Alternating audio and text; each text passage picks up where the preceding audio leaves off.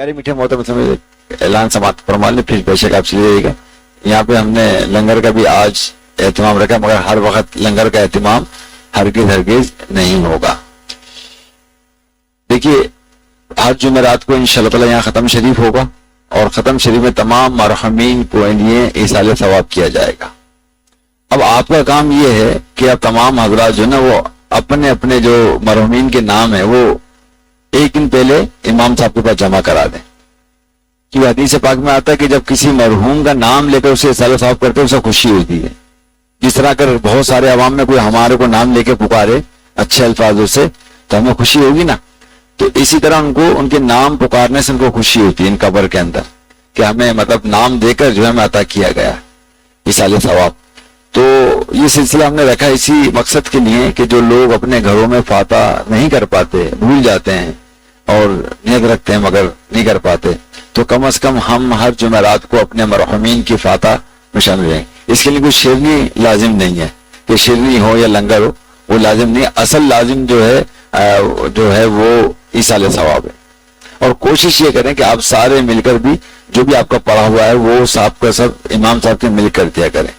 ان کو مطلب یہ ہے کہ سورہ اخلاص پڑھی تو وہ کرتے ہیں، نوافل ہے تو وہ کرتے ہیں، درود پاک ہے تو وہ کرتے ہیں، قرآن پاک ہے تو وہ کرتے ہیں، ٹھیک ہے نا۔ یہ مزید قرآن پاک ایصال ثواب کا بھی اعلان کریں گے کہ ہماری طرف سے دونوں ہمارے ظفر بھائی اور امام صاحب جو ہفتے میں قرآن پاک جتنے یہ پڑھیں گے اور یہ بچوں سے پڑھواتے ہیں ان کو انشاءاللہ وہ لے کر ہفتے بھر کے اندر جو بھی ہوگا وہ بھی ہاتھوں ہاتھ ہم ایصال ثواب کر دیں گے انشاءاللہ۔ اللہ تعالیٰ کی بارگاہ میں دعا اللہ تعالیٰ ہمارے اس عمل کو اپنی بارگاہ میں قبول اور مقبول فرمائے، اور اس میں کوشش کریں کہ ہمارے تمام نمازی حضرات جو ہیں وہ فاتح میں بیٹھے گا۔ یہ 15 منٹ کا پروگرام ہوگا، اس سے زیادہ کا نہیں ہے، اس میں بیان نہیں ہے، اس میں کوئی مطلب تقاریر کا سلسلہ نہیں ہے، صرف اور صرف ختم شریف ہے، تلاوت ختم شریف اور دعا ہے۔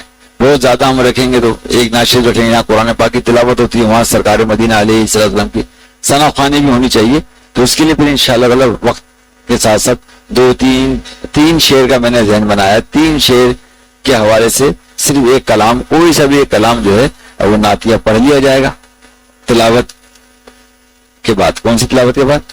سورہ ملک کے بعد، ٹھیک۔ اس کے بعد انشاءاللہ ختم شریف پڑھ کے بہت جلدی طریقے سے سب کو ایصال ثواب کریں گے، ٹھیک ہے نا، تاکہ کم سے کم وقت میں جو ہے نا زیادہ سے زیادہ کام ہو سکے۔ خاص کر جو ہمارے اس مسجد میں جو لوگ نمازی تھے جو رخصت ہو گئے دنیا سے، ان کو ضرور دعا میں یاد رکھیں۔ جزاک اللہ۔ السلام علیکم ورحمۃ اللہ وبرکاتہ۔